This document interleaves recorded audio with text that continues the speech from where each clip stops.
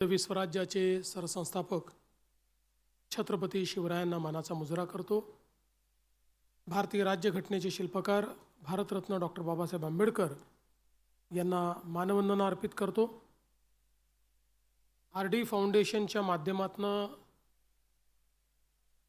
आपल्या महाराष्ट्रातले आपल्या जिल्ह्यातले ज्येष्ठ नेते रणजित बाबू देशमुख यांच्या 80व्या अमृत महोत्सवी अशा वाढदिवसाच्या निमित्ताने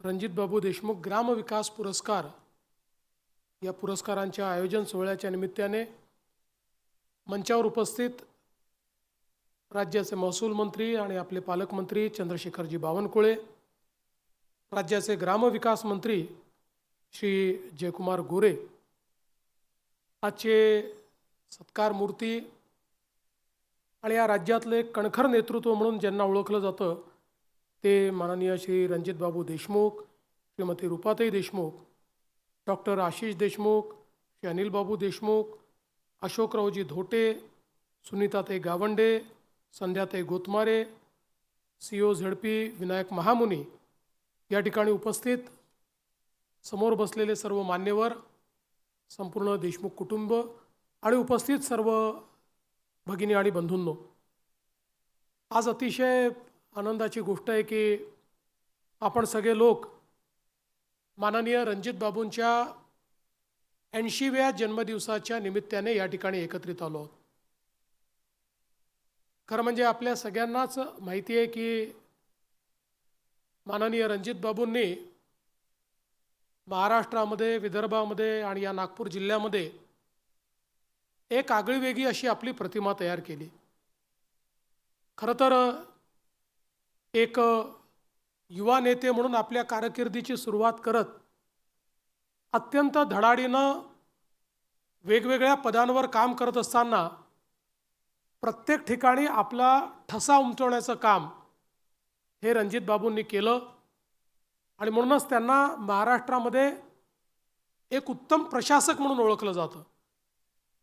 ज्या ज्यावेळी महत्त्वाच्या पदांवर त्यांनी काम केलं त्यावेळी प्रशासनावरची त्यांची पकड, त्यांची निर्णय क्षमता, निर्णय घेण्याची धडाडी, त्यांचा धाडसीपणा, या सगळ्या गोष्टी नेहमीच चर्चेत राहिल्या आणि म्हणूनच एक अतिशय प्रगल्भ अशा प्रकारचं नेतृत्व म्हणून रणजित बाबूंकडे आपण पाहू शकतो।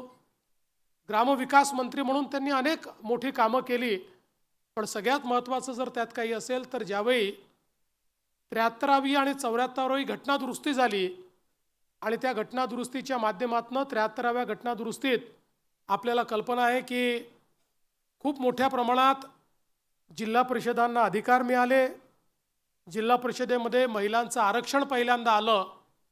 त्या घटनादुरुस्तीचा कायदा या महाराष्ट्रामध्ये मांडण्याचं काम हे माननीय रणजित बाबूंनी केलं आणि महाराष्ट्रामध्ये ही एक सुरुवात आमच्या जिल्हा परिषदांना अधिक अधिकार देणं आणि विशेषतः महिलांचं प्रतिनिधित्व हे जिल्हा परिषदेमध्ये वाढवणं या संदर्भात त्यांचं कार्य हे निश्चितपणे आपण लक्षात ठेवू।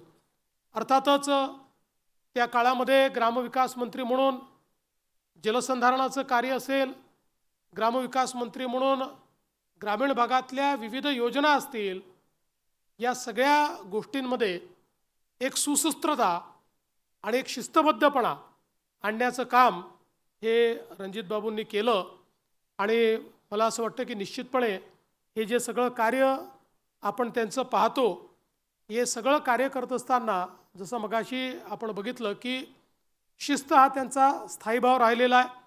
कुठली गोष्ट उत्तम झाली पाहिजे, गुणात्मक झाली पाहिजे, अशा पद्धतीचा आग्रह हा रणजित बाबूंचा नेहमीच राहिला आहे।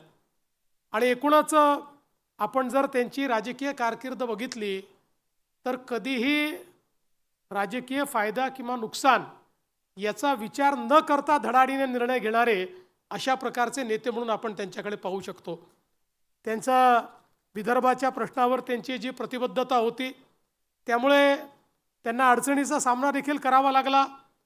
मग मंत्री असताना देखील त्यांची अडचण त्या प्रसंगी झाली किंवा 2004 साली ज्यावेळेस ते आणि मी पश्चिम नागपूरमध्ये एकमेकांसमोर निवडणुकीला उभं होतो त्यावेळी काँग्रेसच्या जाहीरनाम्यामध्ये विदर्भाचा विषय आला नाही म्हणून त्यांनी आपलं निवडणूक कार्यालयच बंद करून टाकलं.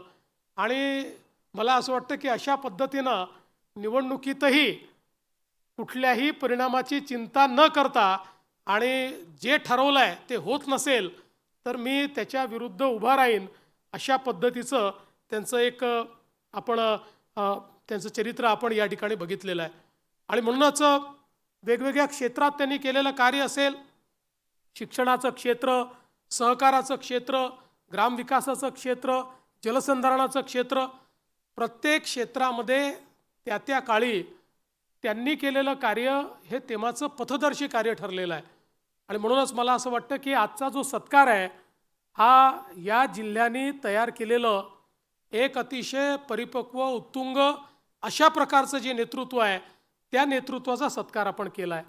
पण मला त्याहीपेक्षा या गोष्टीचा आनंद आहे की आशिष बाबू देशमुख आणि आमचे सर्व जे काही माजी जिल्हा परिषदेचे अध्यक्ष आहेत या सगळ्यांनी मिळून ही जी संकल्पना मांडली की रणजित बाबूंचा वाढदिवस कसा साजरा करायचा, तर त्यांनी केलेलं जे कार्य आहे त्या कार्याचं प्रतिबिंब हे जिथे उमटत असेल त्या गोष्टीचा सत्कार करणं हाच रणजित बाबूंचा सत्कार ठरेल. आणि म्हणून 9 वेगवेगळ्या ज्या काही संस्था आहेत, ग्रामपंचायती आहेत, शाळा आहे, आपले त्या ठिकाणी आरोग्य केंद्र आहे, अशा विविध लोकांचा आणि संस्थांचा सत्कार हा या ठिकाणी झाला. आणि हे करत असताना मला असं वाटतं की लोकसहभाग ही एक अत्यंत महत्त्वाची गोष्ट याच्यामध्ये. मगाशी विनायक महामुनींनी सांगितलं की लोकसहभागाचं एक मोठं प्रेशर हे ग्रामीण भागावर असतं. पण मला असं वाटतं की राष्ट्रसंत तुकडोजी महाराजांनी ग्रामगीतेमध्ये सगळ्यात मोठा मंत्र जर काही दिला असेल तर तो लोकसहभागाचा मंत्र आहे की ज्या माध्यमातून एक गाव कसं बदलू शकतं. आणि निश्चितपणे आपल्या सगळ्यांना कल्पना आहे, आज जर आपण केंद्र सरकारच्या आणि राज्य सरकारच्या योजना बघितल्या आणि एखाद्या गावाने ठरवलं की माझं गाव पूर्णपणे परिवर्तित करायचं आहे, लोक एकत्रित आले तर निधीची कुठलीही कमतरता नाही. इतक्या वेगवेगळ्या प्रकारच्या योजना आहेत, या योजनांचं कॉन्व्हर्जन्स केलं तर गाव हे पूर्णपणे बदलू शकतं. आता नुकतंच आमच्या जयकुमार गोरेजींनी जे एक अभियान या ठिकाणी हातामध्ये घेतलं, हे अभियानही असंच होतं की ज्यामध्ये कॉन्व्हर्जन्स करून गावांना प्रेरित करून त्या गावांमध्ये एक मोठं परिवर्तन झालं पाहिजे. आज मला असं वाटतं की त्यातनं अनेक गावं ही आपल्या पायावर उभी राहिली. गावांमध्ये वेगवेगळ्या प्रकारे जी काही कामं आहेत, स्वच्छतेची असतील, जलसंधारणाची असतील, त्या ठिकाणी शेतीची असतील, अशी अनेक कामं ही झालेली आपण त्या ठिकाणी बघितली. आणि ज्याचा मगाशी उल्लेख झाला की जलयुक्त शिवारसारखी योजना, ही योजना यशस्वी होण्याचं कारण काय आहे, तर या योजनेचा सगळ्यात मोठा जो काही गाभा होता तो लोकसहभाग होता. आणि या योजनेमध्ये 700 कोटीपेक्षा जास्त निधी हा लोकसहभागातून प्राप्त झाला. आणि लोकांनी पैसाही दिला, लोकांनी श्रमही केले आणि त्यातनं अनेक गावं ही पाणीदार झाली, अनेक गावातला दुष्काळ आपण दूर करू शकलो. आणि म्हणूनच मला असं वाटतं की आज ज्यावेळेस आपण बघितलं या ठिकाणी वेगवेगळ्या ज्या गावांचा आपण सत्कार केला, त्यात उमरी भरतापूर या ग्रामपंचायतीने लोकसहभागाचा आदर्श प्रस्थापित केला. किसापूर गावाने सांडपाणी घनकचऱ्यात काम केलं, ओल्या कचऱ्याचं रूपांतर खतांमध्ये केलं. तरोडी गावामध्ये त्या ठिकाणी आरतीताईंच्या माध्यमातून वृक्ष लागवड असेल, सौर ऊर्जा असेल, जलसंधारण याचं अतिशय चांगलं काम झालं. विरली गावामध्ये त्या ठिकाणी एकही गुन्हा 3 वर्षात घडला नाही, त्यामुळे एक सलोख्याचं वातावरण त्या ठिकाणी तयार झालं. आष्टीकला गावाने महिला बचत गटाचं उत्तम काम केलं आणि लखपती दीदीमध्ये इतक्या मोठ्या प्रमाणात आमच्या सगळ्या ज्या बहिणी आहेत त्यांना लखपती दीदीमध्ये परिवर्तित करण्याचं काम हे या गावामध्ये झालं. धानला असेल किंवा इतर सगळी जी गावं असतील ज्यांनी अतिशय आदर्श काम या ठिकाणी केलं, यातल्या कुठल्याही गावाला काही खूप वेगळं करण्याची आवश्यकता नव्हती, तर जे आहे ते योग्य प्रकारे करण्याची आवश्यकता होती, योजना योग्य प्रकारे राबवण्याची आवश्यकता होती.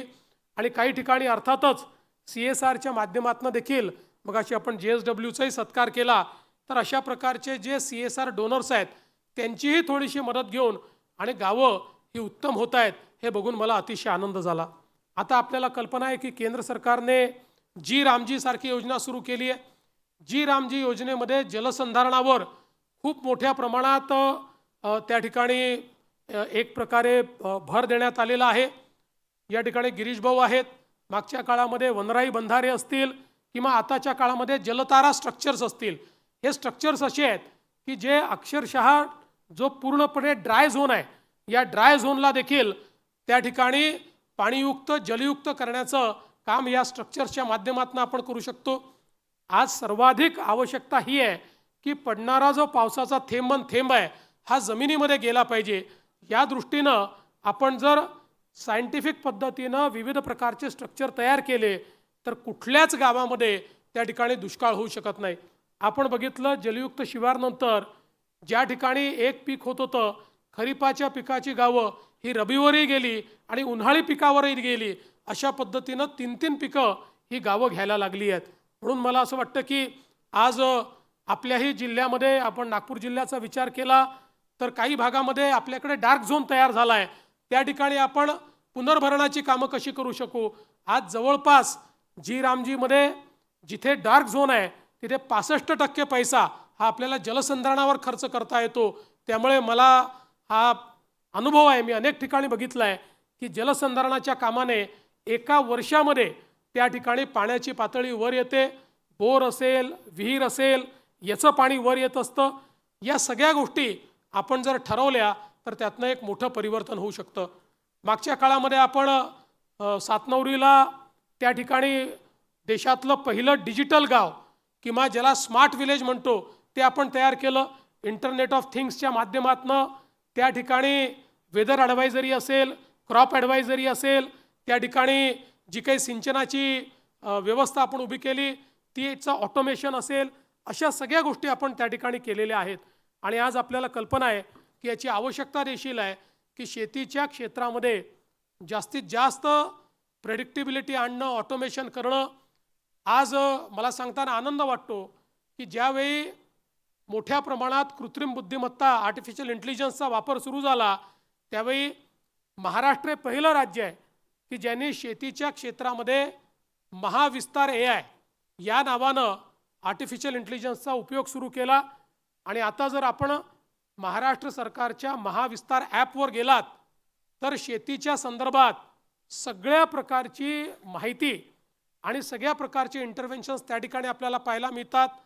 त्या ठिकाणी जो काही पिकांच्या संदर्भातला सल्ला आहे, क्रॉप ॲडवायझरी आहे, पेस्ट कंट्रोल आहे, त्या ठिकाणी आपण ही देखील व्यवस्था केली आहे की आता त्याच्यावरनं नुसता एक फोटो जरी काढला तरी देखील त्या स्टेजला जे काही पीक आहे त्या पिकावर कुठल्या प्रकारचा त्या ठिकाणी पेस्ट येऊ शकतो, कुठल्या प्रकारचं कीड त्या ठिकाणी येऊ शकते, त्या कीड नियंत्रणाकरता नेमकं काय केलं पाहिजे, आर्टिफिशियल इंटेलिजन्सचा उपयोग करून त्या क्षणी त्या शेतकऱ्याला आपण ती माहिती देतो. ही माहिती मराठी, हिंदी, इंग्रजी एवढंच नाही तर आदिवासी भिली भाषेतही आणि पुढच्या काळात महाराष्ट्रात बोलल्या जाणाऱ्या सगळ्या बोलीभाषांमध्ये देखील ही सगळी माहिती आपण देणार आहोत. ज्याला टाईप करता येत नाही त्यांनी नुसतं त्या ठिकाणी प्रश्न विचारला तरी त्याच्या प्रश्नाची उत्तरं त्या ठिकाणी मिळतात. कुठल्याही प्रकारची माहिती ही शेतकऱ्याला कृत्रिम बुद्धिमत्तेचा वापर करून त्या ठिकाणी आपण देतो. त्याकरता AI एजंट्स आपण तयार केलेले आहेत. त्यामुळे कितीही शेतकऱ्यांनी एका वेळी याचा उपयोग केला त्यांना वेदर ॲडवायझरी मिळते. वेदर ॲडवायझरीच्या माध्यमातून काय पीक घेतलं पाहिजे हे देखील सांगितलं जातं. एकात्मिक कीड व्यवस्थापनाकरता काय केलं पाहिजे हे देखील सांगितलं जातं. मला असं वाटतं की एकीकडे आपण मोठ्या प्रमाणात हे डिजिटायझेशन करतो आणि शेतकऱ्यांना त्यांचा मित्र हा त्यांच्यासोबत नुसत्या मोबाईलवर आपण उपलब्ध करून देतो. त्याच्यासोबत पुढच्या काळामध्ये वेगवेगळ्या बाजार समित्यांचा लिंकेज त्याच्यामध्ये आहे. भाव त्यांना त्या ठिकाणी ठरवता येतात, भाव त्या ठिकाणी पाहता येतात. अशा सगळ्या पद्धतीनं एंड टू एंड कृत्रिम बुद्धिमत्तेचा वापर आपण त्यात सुरू केला आहे. आणि मला सांगताना आनंद वाटतो की महाराष्ट्रामध्ये 50 लाख शेतकरी आता या महाविस्तार ॲपवर त्या ठिकाणी आलेले आहेत.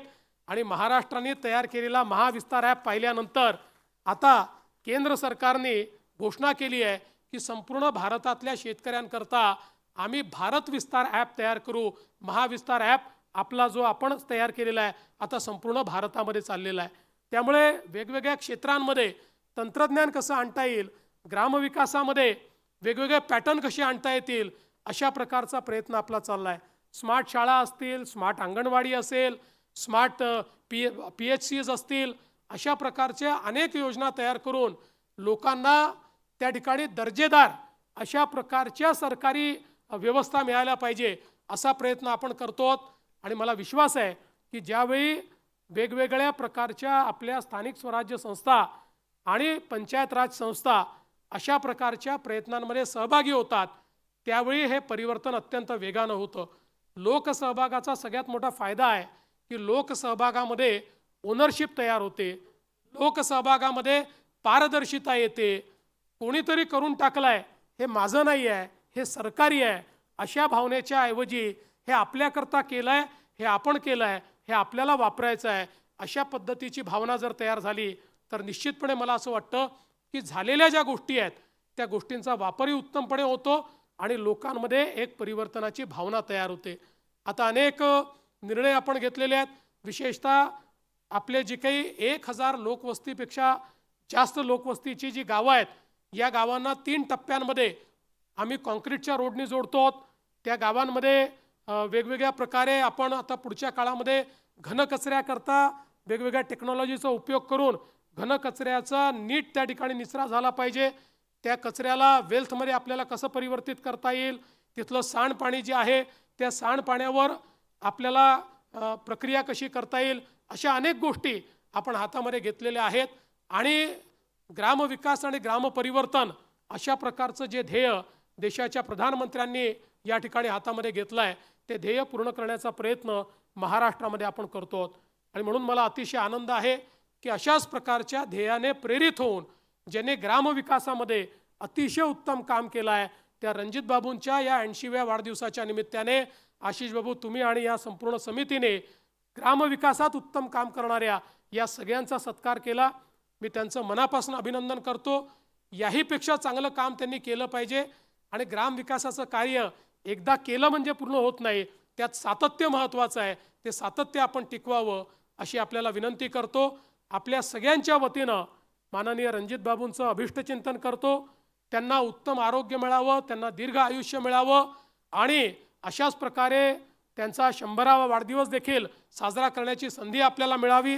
केवळ जाता जाता आशिष बाबूंना एवढंच एक विनंती करू इच्छितो की त्यांच्या 75व्या वाढदिवसाला तुम्ही मुख्यमंत्री सहायता निधीला 75 लाख रुपये दिले होते. आता ते 80 वर्षाचे झाले आहेत, याची आठवण तुम्हाला करून देऊन पुन्हा एकदा त्यांना शुभेच्छा देऊन मी माझे 2 शब्द संपवतो. धन्यवाद. जय हिंद.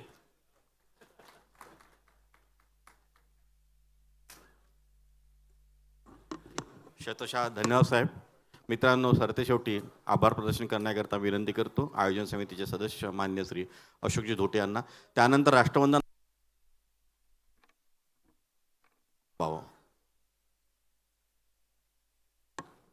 एक ऋणानुबंध सोहळा, अभिचिंतनाचा कार्यक्रम आणि ग्रामविकासाला गतिमान करणारा, चालना देणारा असा हा आजचा सोहळा होता.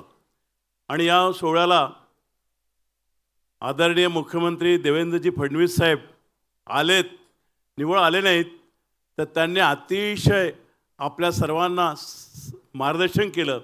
ते आपल्या सर्वांना अतिशय महत्त्वाचं आहे.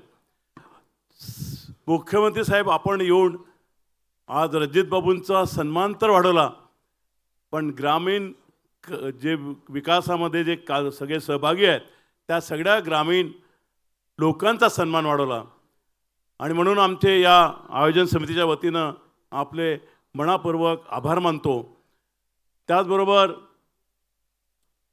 आपल्या राज्याचे ग्रामविकास मंत्री आदरणीय जयकुमारजी गोरे हे या ठिकाणी अध्यक्षस्थान त्यांनी भूषवलं.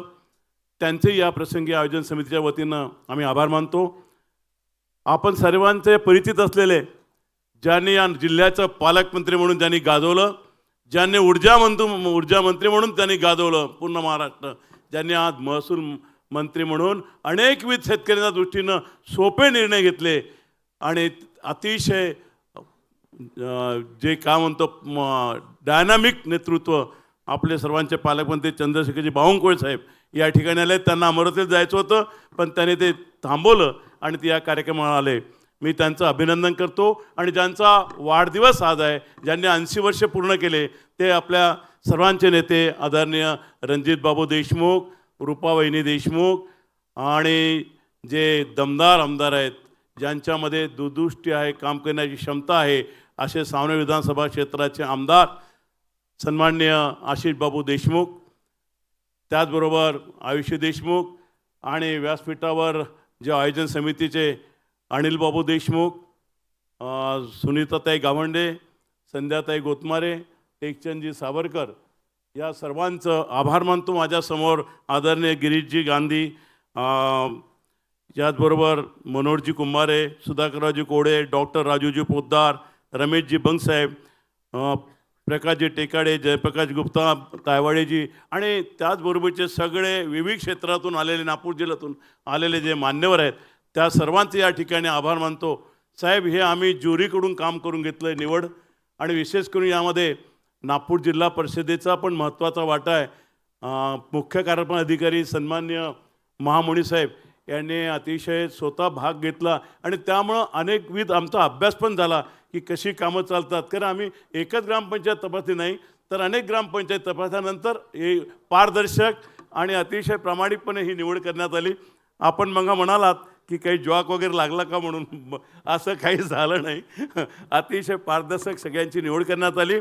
आणि पुढच्याही काळामध्ये RD फाउंडेशनतर्फे सातत्यानं हा कार्यक्रम सुरू राहील आणि जेणेकरून ही ग्रामीण भागाची जी चळवळ ती कायम राहावी, उंदिगत व्हावी, हाच या पाठीमागचा उद्देश आहे. या प्रसंगी सर्व सन्मान्य पत्रकार, डिजिटल मीडिया, सर्व प्रसार माध्यमे आणि ज्यांनी याच्यात प्रत्यक्ष भाग घेतला त्या सर्वांचं या ठिकाणी आभार मानतो. जे नागपूर जिल्ह्यातून आम्ही साहेब जे रणजितबाबूपासून जिल्हा परिषद सदस्य होते, सभापती होते, त्या सर्वांना यावेळी निमंत्रित केलं आणि सगळ्यांना बोलावून घेतलं. त्यांनाही सुखद पत्र मिळाल्याबरोबर सुखद धक्का बसला की आपल्याला अनेक वर्षानंतर कोणीतरी आपली आठवण केली आणि अशा पद्धतीनं हा एक ऋणानुबंधाचा कार्यक्रम या ठिकाणी संपतोय. मी पुनश्च सर्वांचं मनापासून स्वागत करतो, आभार मानतो. धन्यवाद.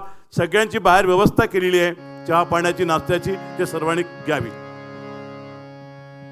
मित्रांनो, कार्यक्रमाचे शेवटचे पुष्प राष्ट्रसंतांची राष्ट्रवंदना. आपणा सर्वांना विनंती, कृपया आपण आपल्या जागेवर उभे राहावे. तुकडोजी महाराज म्हणतात, खरे नाम निष्काम ही ग्रामसेवा, झटू सर्व भावे करू स्वर्ग गावा, कवळो हे वयो देह कार्यो पडू दे, घडू दे प्रभू एवढे घडूए. एक साथ सावधान होगी, सावधान. राष्ट्रवंदना शुरू करेंगे. शुरू कर. तन मन धन से सदा सुखी हो भारत देश हमारा, सभी धर्मारु पंथ पक्ष को दिल से रहे प्यारा. विजयी हो, विजयी हो, विजयी हो भारत देश हमारा. निर्भय हो यह देश की माता, मंगल कीर्ति कराने. सत्यशील अरु निर्मल मन से वीरों को उपजाने. सद्गुणी हो यह देश की जनता, जीवन सुख सजवाने. रंगराव पंडित भिखारी, सबको सुख दिलवाने. विजयी हो, विजयी हो, विजयी हो भारत देश हमारा. स्पृश्य हटे यह सारा, देश कलंक मिटाने. सबके मन कर्तव्यशील हो, धन उद्योग बढ़ाने. सबका हो विश्वास प्रभु पर, अपनी शक्ति बढ़ाने। ब्रह्मचर्य अध्यात्म दैवी गुण घर घर में प्रगटाने। सारा भारत रहे सिपाही शत्रु को दहशाने। टुकड़ा दास कहे स्फूर्ति हो सबको भक्ति कराने।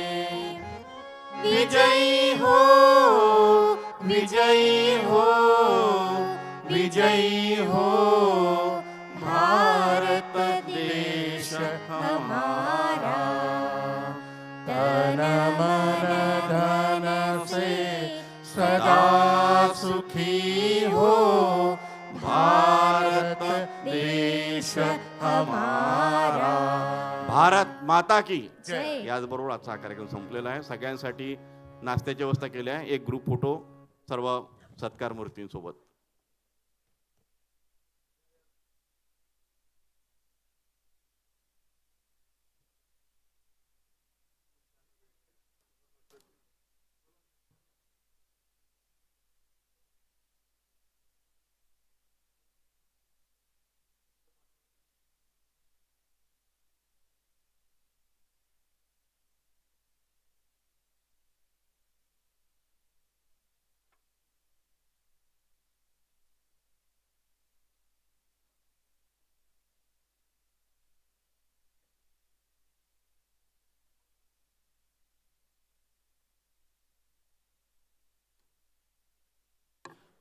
आपल्या सर्वांना विनंती, बाहेर अल्पोपहाराची व्यवस्था केलेली आहे.